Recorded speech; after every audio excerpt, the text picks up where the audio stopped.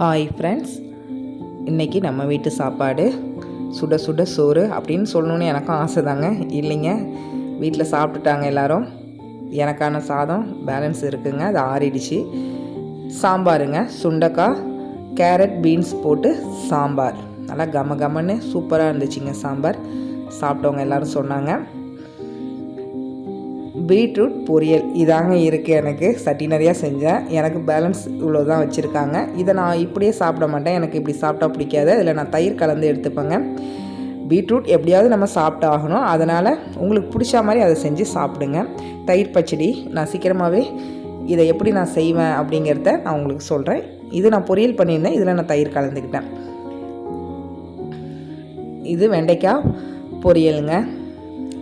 என் பிள்ளைக்கு இப்படி செஞ்சால் பிடிக்கும், அதனால் அது செஞ்சுருந்தேன். இது மட்டும் எனக்கு ஒரு பவுல் இருந்துச்சு, இது போதும்.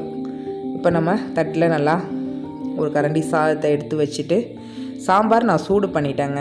அப்போ அது மேட்ச் ஆகிடும். சாதம் சூடாக இல்லைனாலும் சாம்பாரை நல்லா நம்ம கொதிக்க வச்சு எடுத்துகிட்டு வந்தோம்னா அந்த சூடு போதும், நமக்கு சாப்பிட்றதுக்கு இதமாக இருக்குங்க. இதை மாதிரி தான் நான் மெயின்டைன் பண்ணிக்கிட்டு இருக்கேன். எனக்கான தொட்டுக்க தாங்கிறதால நான் பவுலோடு அப்படியே கவுத்துட்டேன். As usual தயிருங்க. சுண்டைக்காயை நம்ம எப்படியாவது சேர்த்துக்கணுங்க.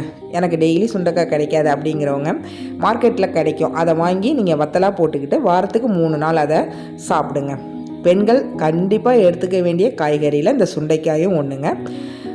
கீர்த்தி சிறுசுனாலும் மாற்றி சொல்லிட்டேன், மூர்த்தி சிறுசுனாலும் கீர்த்தி பெருசுங்க. அதனால் அதை கண்டிப்பாக எடுத்துக்கோங்க. தேங்க்ஸ் ஃபார் வாட்சிங்.